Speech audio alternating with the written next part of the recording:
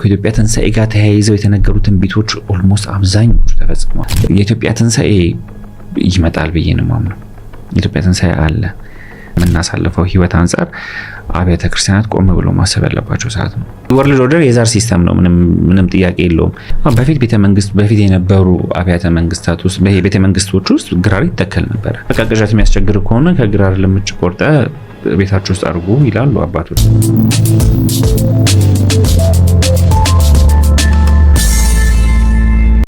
ስነ ፍጥረት ላይ እግዚአብሔር ከእያንዳንዱ ነገር አንዳንድ ገዢ ወይም መሪ መርጧል። ለሰው ልጆች አዳምን እንደመረጠው ማለት ነው። ለአራዊት አንበሳን እንደመረጠ፣ ለእንስሶች ላምን እንደመረጠ፣ ለአዋፋት ንስርን እንደመረጠ፣ ለዛፍ ለእጽዋት ለምትለው ደግሞ ግራርን የመረጠው። ለዛም ነው ጽላቱም መንበሩም ከግራር የሆነው። ጌታችንም ሲሰቀልም የተሰቀለበት መስቀል ከግራር የሆነበት ሚስጥር ከዚህ ጋር የተገናኘ ነገር ነው። ስለዚህ ክፉ መንፈስን ያርቃል። በፊት የነበሩ አብያተ መንግስታት ውስጥ ቤተ መንግስቶች ውስጥ ግራር ይተከል ነበር። ቤተክርስቲያን ውስጥ ግራር ይተከል ነበር። ይህንን ነው የምልህ። ማለት ኢንላይትመንቱ ካለ ብታደርገው መልካም ነው፣ ጉዳት እስከሌለው ድረስ። ግን ይህንን ትምህርቱን አስተምሮቱን በደንብ አስፋፍተህ ማስተማር ነው። ኤክስፐሪመንት ማድረግ ካስፈለገ በሳይንሱ ኤክስፐሪመንት ማድረግ ትችላለህ። እየመጡ እኮ ነው አሁን ኦልተርናቲቭ ሜዲሲን ተብለው እየመጡ ነው። በቃ ቅዠት የሚያስቸግር ከሆነ ከግራር ልምጭ ቆርጠ ቤታችሁ ውስጥ አድርጉ ይላሉ አባቶች፣ እናቶች ያደርጋሉ። እሱም ማድረግ ነው። ኤክስፐሪመንት ማድረግ ከፈለግ ከራስ መጀመር ነው። እንደ ባለሙያ ማድረግ ካስፈለገ ከግራር ጀርባ ከዛፉ ጀርባ ያለው ነገር ምንድነው ብለህ ላቦራቶሪ ውስጥ ገብተህ ማጥናትና ኤክስፕሌን ማድረግ ነው። ካልሆነም በሳይንስ አላ ባጠናው መሰረት አይደለም ብለን ደግሞ ማቅረብም ይቻላል። እና ብቻ ዋናው በደንብ ላሰምርበት የሚገባው ነገር እውነት ዝም ብለን ብናወራው ትርጉም የለውም። ማንም ምሬንም ነገር ዝም ብሎ በየግላችን መጽሐፍ ብንጽፍበት ምናምን ትርጉም የለውም። ብዙ ሰው እየተጎዳ ነው። በስኪዞፍሬኒያ ብዙ ሰው እየተጎዳ ነው። በዲፕሬሽን ብዙ ሰው እየተጎዳ ነው። በጭንቀት በጣም ብዙ ሰው እየተጎዳ ነው። በመንፈስ ዝለት ብዙ ሰው እየተጎዳ ነው። እንዳልኩ አሁን ከሚያወሩኝ ሰዎች ብዙ ሰው እኮ 10 የሃይማኖት የሚቀይርም ሰው አለ። ሰላም አገኛለሁ እያለ አንዴ ኦርቶዶክስ ይሆናል፣ አንዴ እንትን ይሆናል፣ አንዴ እንትን ይሆናል። መጨረሻ ላይ በቃ እንደውም ሃይማኖት ምንም አያደርግልኝ ያሉኝ ብዙ ሰዎች ገጥሞኛል። ምን ነገር ሁላችንም ታመናል። ምክንያቱም እኔም በጭንቀት ውስጥ በድብርት ውስጥ ያለፍኩበት በጣም አስከፊ ጊዜ ነበር። እነዚህን ቃላቶች ብሰማ ደስ ይለኝ ነበር፣ አልሰማውም። በራስ መንገድ ራስ ልታከም ትችላለህ እንጂ ማለት ነው። ባለፈውም ካንተ ጋርም ስናወራ ሜንሽን አድርጌዋለሁ። አሁን አንተ ያልከውን ነገር በተለይም ከቤተ ክርስቲያንም አንፃር መደረግ ያሉባቸው ጉዳዮች ላይ ማለት ነው። አሁን ቅድም ያልካቸው ትውልድ ያልከው ጄኔሬሽን ደግሞ ያስደነግጣል በጣም። እኔም የተወሰነ ለመመልከት ሞክሬ ነበረ። በተለይ ከዚህ ከድራግ ጋር ሱሳይድ ኮሚት የሚያደርገው ከ16 እስከ 19 እስከ 22 ምናምን ያለው ትውልድ ነው። ለዚህ ሁሉ መንስኤው ብዬ ማስበው ምንድን ነው መሰለህ? የካፒታሊዝም መጨረሻው ይሄ ነው። ለካፒታል ነው እንጂ ዋጋ የምትሰጠው ለሰው ልጅ አይደለም።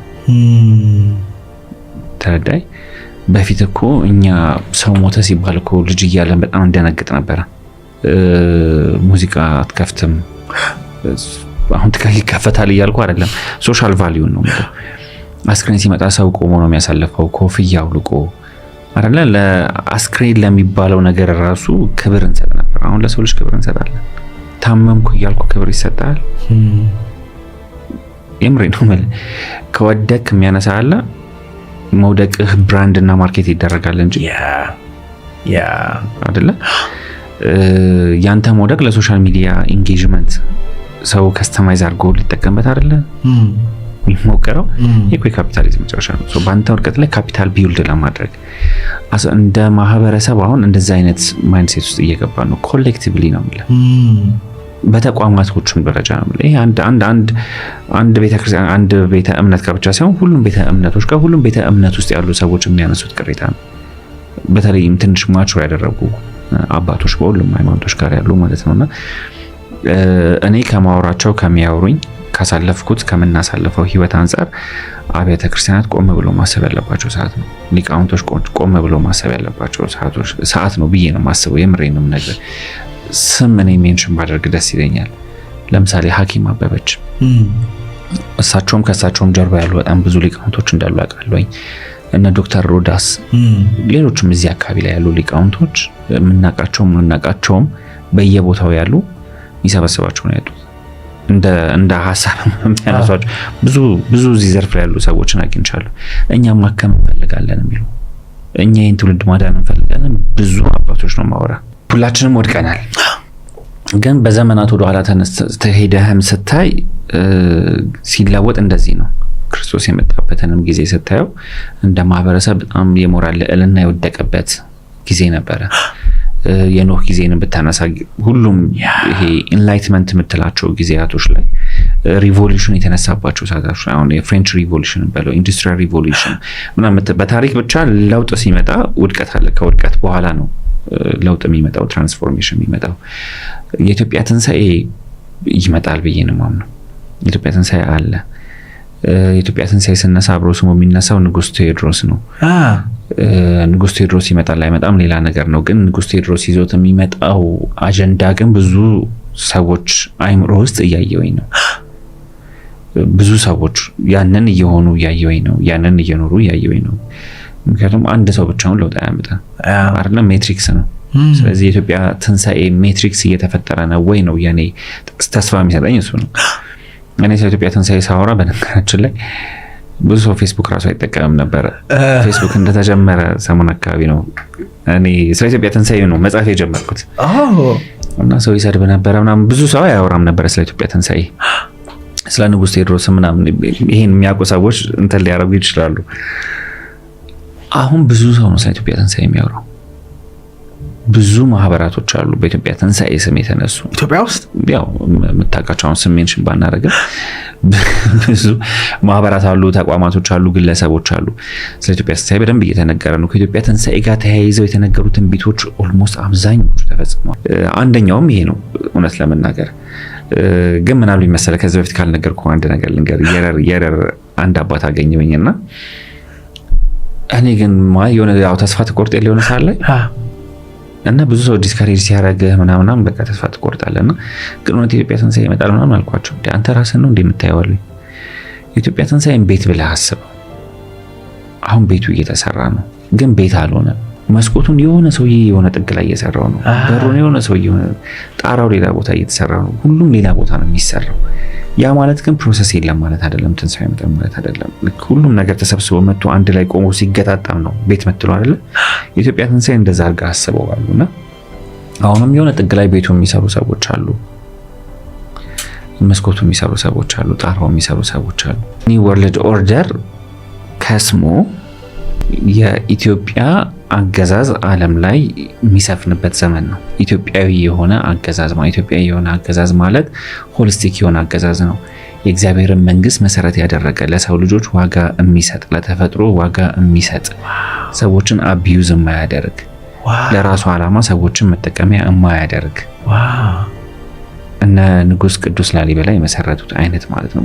በዛ ዘመን የነበሩ ትላልቅ ሰማይና ምድራዊ ክህነትንና ንግስናን ያስማሙ ማለት ነው። ክህነት ስንል አሁን ሪሊጂየስ ያደረጉት አይደለም፣ ግን ፈሪሃ እግዚአብሔርን መሰረት ያደረገ አገዛዝ ማለት ነው። ህዝብም መሪም እግዚአብሔርን የሚፈሩበት ማለት ነው። ይሄ አሁን ያለው ኒው ወርልድ ኦርደር ሳቦታጅ የተደረገ ነው። የሌላ አገዛዝ ነው እንጂ የሰው ልጅ አገዛዝ አይደለም። የሰይጣን ነው፣ ምንም ጥያቄ የለውም። ባለፈው ማንስተናል ማለት ኒው ወርልድ ኦርደር የዛር ሲስተም ነው። ምንም ጥያቄ የለውም። በገንዘብ ስርዓትም በሁሉም ስርዓት ውስጥ ብትገባ በደንብ ብሬክ ዳውን ልናደርገው በደንብ ልናየው እንችላለን። ባለፈው የተወሰነ አንስተነው ነበረ። ገንዘብ ላይ ቤዝ ያደረገ ነው አይደለ? ካፒታሊዝም ስል ገንዘብ ላይ ቤዝ ያደረገ ነገር ነው። የእግዚአብሔር ስርዓት እንደዛ ነው አይደለም? አባቶቻችን የነበራቸው ስርዓት እንደዛ ነበረ አልነበረም? አይደለ? በትንሽ ነገር ብዙ በረከት አልነበረም? አልነበረም? በቆመ ጠብቀኝ አድዋን አላሸነፍንም። በባዶ እግር ሆነ ረሃብ በነበረበት በሽታ በነበረበት ዘመን እዛ ላይ ካፒታሊስት የሆነ አስተሳሰባችን ወይ የተራቀቀው የሚሊተሪ ምናምናችን ያሸነፈው አይደለም። መንፈሳዊ አቅማችንም ነው። ከእግዚአብሔር ጋር የነበረንም ግንኙነት ነው። ሰዎቹ ዳዊት ይዘው ነው የሄዱት፣ በገና ይዘው ነው የሄዱት አይደለ? ጽላት ይዘው ነው የሄዱት፣ ካህናትን ይዘው ነው የሄዱት። ነገ የሚኖሩ ጦርነቶች ላይ ይሄንን እናርግ እያልኩኝም አይደለም፣ ግን አስተሳሰባችን መቀየር አለበት ነውና የሚመጣው ኢንላይትመንት ከኢትዮጵያ ትንሣኤ ጋር ተያይዞ ዓለም ላይ የሚሰፍነው የሚመጣው ኢንላይትመንት እሱ ነው ብዬ ነው የማምነው። ለዓለምም የሚበጀው እሱ ነው። ካፒታሊዝም ከወደቀ በቃ ብዙ ምን አለኝ መሰለህ፣ ካፒታሊዝም አለኝ እንደ ወደቀ ዋርካ ነው አለኝ። ዋርካ ሲወድቅ ይቆያል እስኪበሰብስ እንደለመለመ ነው የሚቆየው። ለምልሟል ማለት አልወደቀም ማለት ነው። ታይዋለህ ማለት አልወደቀም ማለት ነው። ቀስ እያለ ስለሚበሰብስ ነው። እና ኢኮኖሚው ነው ይኸውልህ አሁን ኢኮኖሚ ላይ በጣም ብዙ ሊቃውንቶች እኮ አሉ አይደለ? ኢኮኖሚ ላይ ትላልቅ ኤክስፐርቶች አሉ። የኢኮኖሚ ቲዮሪዎች ተጠኑ ተግባራዊ ተደረጉ። የአሜሪካ ኢኮኖሚ እየተቃወሰ የአውሮፓ ህብረት ኢኮኖሚ እየተቃወሰ አይደለ? የዓለም ኢኮኖሚ እየተቃወሰ አይደለ? አዳኑት አላዳኑት ስቲል እየፈለጉ አይደለ? ያንኛ መፍትሄ እንሆናለን። እየሰንመጣ ኢትዮጵያ መፍትሄ ትሆናለች። ንጉስ ካሌብ፣ ንጉስ ላሊበላ አባይን እንገድባለን ብለው በዲፕሎማሲ ከግብጽ ከነበሩ ነገስታቶች ጋር ተነጋግረው ዲል አድርገው ችግሮቻቸው እንደፈቱ ታውቃለህ አይደል? ንጉስ ካሌብም ልክ በዛው መንገድ ኒጎሽየት አድርገዋል። ንጉስ ላሊበላም ኒጎሽየት አድርገዋል። ከግድቡ ጋር በተገናኘ ማለት ነው።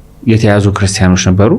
እነሱን ለማስለቀቅ አይልቀቋቸው ካለን እንገድባለን ተብሎ በዲፕሎማሲ አባይን መሰረት አድርገው ማለት ነው። ሁለት ጥቁር ንጉሶች ብቻ ኒጎሽየት አድርገው ችግሮቻቸው መፍታት ችለው ነበር 12ኛው መቶ ክፍለ ዘመን ላይ። ለምንድን ነው አሁን እኔ ግብጽና ኢትዮጵያ አምባሳደር ብሆን ግብጽና አሁን ስለ ግብጽና ስለ ኢትዮጵያ ናሬት የሚደረገው ኔጌቲቭ ነገር ብቻ የጦርነት ታሪካችን ብቻ ነው ናሬት የሚደረገው። ሁሉም ሰው ሁሉም ሚዲያ እንደ ዓለም ላይ ትልቁን ስልጣኔ እኮ አብረን ገንብተናል። ፒራሚዱንም ከፒራሚዱ ጀርባ የነበረውንም ስልጣኔ ገብቷል። ስለ ስነ ከዋክብት፣ ስነ ህዋ፣ ሕክምና፣ ፍልስፍና አንድ ላይ እኮ የመሰረተው ስልጣኔ አለ። ለምንድን ነው የግብጽ አንድ ዲፕሎማትና የኢትዮጵያ አንድ ዲፕሎማት ይሄንን አብረው ናሬት ማድረግ ማቸው? ይሄኛውን ታሪካችን ለምን አናወራም? አንድ ሀገር ነበረን እኮ አንድ ላይ ገዝተናል፣ አንድ ላይ አስተዳድረናል፣ አንድ ላይ ጥበብን አጎልብተናል። አብረን ማልማት አንችልም? አባይ ግድብ ለጋራ ጥቅማችን። አሁን በግብጽና በኢትዮጵያ መካከል በአፍሪካ በሁለቱ ሀገራትና በቀጠናው ላይ ኬዎስ እንዲፈጠር ይፈልጋሉ። የአሜሪካ ፖሊሲ ምንድነው? የኒው ወርልድ ኦርደር ፖሊሲ ምንድነው? ኦርደር አውት ኦፍ ኬዎስ አይደለ? ዶላራቸው ላይ አታሙት አይደለ? ኬዎስ ካልፈጠርክ ኦርደር የለም። አሁን አፍሪካ ውስጥ መፍጠር የሚፈልጓቸው ኬዎሶች ከዚህ ጋር የተገናኙ ናቸው። እኛ ለምን የራሳችንን ኦርደር አንፈጥርም ነው? ጥንት አብረን ኦርደር ነበረና ግብጽና ኢትዮጵያ የራሳቸው ኦርደር ነበራቸው አይደል? በታሪክም በስልጣኔ በፍልስፍና በቴክኖሎጂ ስለሱ ለምንድን ነው ማናወራው? አምባሳደር በሆነ ያልኩ ይሄንን ነው አምፕሊፋይ ማድረግ ነው ፈልገው ግብጾች ይሄንን እንዲያዩ ይሄንን መናገር እንዲጀምሩ። ይሄን ያንተ ታሪክ ገብተው ፒራሚድ ውስጥ የነበሩትን ጥቁር ፈርዖኖች ነጭ ሲያረጉ እኮ ያንተም የግብጽም ታሪክ አይደለም የኢትዮጵያም ታሪክ አይደለም እያሉ ነው ነጭ ሲያረጓቸው። አፍንጫቸውን ሲቆርጡ የግብጽንም የኢትዮጵያንም ታሪክ ነው እያጠፉ ያሉት። ተረዳኝ። ስለዚህ ለምን አብረን ስለ ታሪካችን አናወራም? የጋራ ግራውንድ ይኖር። የጋራ ግራውንድ ሲኖር ስለሚቀጥለው ነገር ለማውራት ቀላል ነው። ስለዚህ እንደ አገር እንደዚህ አይነት ነገሮች አምፕሊፋይ ቢደረጉ እሱ ጋር ነው የምልህ። አሁን ቅድም እግዚአብሔርን ሰንተር ያደረገ አስተዳደር ስለ የእግዚአብሔር ዋነኛ ፕሪንሲፕሉ ምንድነው? የእግዚአብሔር አስተዳደር ዋነኛ ፕሪንሲፕሉ እግዚአብሔር ለሁሉም ነው። የእግዚአብሔር የሆነ ሁሉ ለሁሉም ነው አይደል? ፍትሃዊ የሆነ ክፍፍል ማለት ነው። ለአንተ ሰጥቶ ለኔ የነሳኝ ነገር አለ የለም አይደል? ስለዚህ ፍትሃዊ ነው። ሁሉም መጠቀም መቻል አለበት። አብሶሉትሊ። ስለዚህ የእግዚአብሔርን ነገር መሰረት ያደረገ ነገር ሲኖር እነዚህን ፕሪንሲፕሎች ነው የምትከተለው። ኢትዮጵያን ብላ አታውቅም በዘመኖቿ። ኒው ወርልድ ኦርደር ግን አለ። አፍሪካን ከዛ ጊዜ ጀምሮ እኮ ነው ግብጽና ኢትዮጵያ የተዋጓቸው ውጊያዎች እንዳለ ኦርኬስትሬት ያደረጓቸው አካላቶች አሉ። ስም ሜንሽን አናደርግም። ፕሮክሲ ነው። ፕሮክሲ ዋር ነው እንጂ ኢትዮጵያ ኦርኬስትሬት ያደረጓቸው አካላቶች ነበሩ ከጀርባው። ጦርነቶችን እያነሳን እነማን ብለን ልናወጣቸው እንችላለን። ከድሮ ጀምሮ ማለት ነው። እነዚህ አካላት ሳይኖሩ በፊትስ ግብጽና ኢትዮጵያ ምን ነበር? ወይም ደግሞ ኢትዮጵያ ግብጽ ላይ ሄዳ ምን አርጋ ነበር? ከግብጾቹ ጋር አንድ ላይ ሆና ምን አርጋ ነበር? ትልቅ ስልጣኔ ፈጥራ ነበር። ኢትዮጵያ በነገራችን ላይ አታጠፋም፣ ታሳድጋለች። ግብጽ ሄዳ አሳደገች፣ ማያ ሄዳ አሳደገች፣ ሜሶፖታሚያም ሄዳ አሳድጋለች። በሄደችበት ሁሉ ማጎልበት ነው ሰው ኢትዮጵያ። የማያ ሲቪላይዜሽን ላይ የብራዚል አርኪኦሎጂስቶች ራሳቸው እዛም አካባቢ የነበሩ አርኪኦሎጂስቶች አጥንተው በጣም ብዙ ጆርናሎች አሉ የታተሙ። ኦንላይን የሚገኙ ጆርናሎች እኮ አሉ ማለት አርኪኦሎጂካል ኢትዮጵያናት እኔ ስክሪንሾት ልክል መጽሐፍ የታተሙ መጽሐፎች አሉ። ፎቶ አንስቼ ልክልህና ስክሪን ላይ ብታስገቡት ኤዲቲንግ ላይ እንደውም በጣም ጥሩ ብዙ መጽሐፎች አሉ። አርኪኦሎጂካሊ የተረጋገጠ ነገር ነው። ግን ይሄ ናሬቲቭ ደግሞ እንዲነገር አይፈልጉም። ስለዚህ ይደብቁታል። ሜንስትሪም ሚዲያ ላይም ይሄን ናሬቲቭ አታዩ። የለም ለዛ ነው እኛ የራሳችን ናሬቲቭ የሚያስፈልገን። እንደ አገርም እንደ መንግስትም ዲፕሎማት አምባሳደሮች እንደነዚህ አይነት ነገሮች ላይ ግንዛቤ ቢኖራቸው ኢንላይትመንቱ ቢኖራቸው ዳይሬክትሊ እነሱ እንኳን ባይሉት እኛም ፕሮክሲ ዋር ሌሎቹ እንዲሉት ማድረግ ሚዲያዎች እንዲሉት ማበረታታት የግብፅና ኢትዮጵያን ታሪካዊ ግንኙነት በቃ ትልቅ ግንኙነት ስልጣኔያችን ከአፍሪካ ይጠብቃሉ መፍትሄ በነገራችን ላይ አንኮንሺየስሊ እሺ እንዴት ማለት አልገባኝም። ለምሳሌ ጠቅላይ ሚኒስትር አብይ አህመድ ስልጣን ላይ እንደወጡ አዲስ አስተሳሰብ ነበር አይደል ማቀንቀን ጀመሩት። ዓለም እንዴት ነበረ አፍሪካ እንዴት ነበረ የተቀበሉት ያንን ነገር አይደለ ለአፍሪካ ልጅ መጣላት አይደለ አሁንም ማን ነው አንድ መሪ ልክ እንደዚሁ የሚያነሳ ስለ ፓን አፍሪካኒዝም ሲያወራ ልክ እንደዛው ነበር አይደል አፍሪካኖች ሲቀባበሉት የነበረው አሁን ወጥቶ ይህንን ፍልስፍና ይዞ ይህንን አይዲዮሎጂ ይዞ አፍሪካን አንድ የሚያደርግ አካል ነው የሚጠበቀው። በዛ ጋር ስታየው ያው ንጉስ ቴዎድሮስ የሚለው ሐሳብ አለ።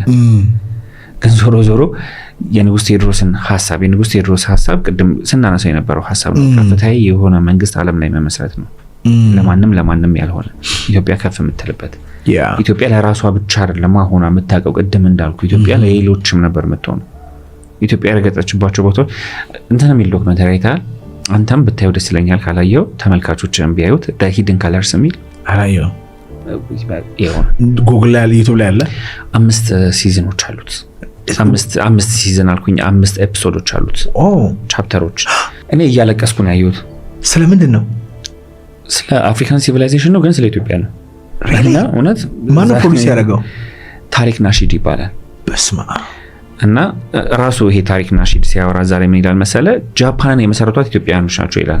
እንግዲህ እነዚህ ሰዎች ጥቁር አሜሪካኖች ናቸው እና ሲያወሩ መረጃ ይዘው በመረጃ የተሰራ ዶክመንተሪ ነው ላይክ ሊትራሊ በመረጃ ማለት ነው።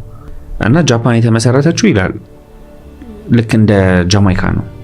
ጃፓን የምትባል ሀገር ነበረችም ከተለዛ ኤዥያ አካባቢ ካሉ የተለያዩ ሰዎችን ይዘው መተው አሰፈሯቸውና ስልጣኔን የመጀመሪያው ብላክ ሳሙራይ ኢትዮጵያዊ ነው ናሬቲቭ በጣም ስትወስደው የመጀመሪያው ሳሙራይ ጥቁር ነው ብሎ የለ ከጥቁርም ኢትዮጵያዊ ነው እና The Hidden Colors የሚል ዶክመንተሪ ነው። 4 ኤፒሶዶች ናቸው። እዛ ላይ ኢትዮጵያ ምን ያህል የዓለም ስልጣኔ ላይ የነበራትን ሚና ከመረጃ ጋር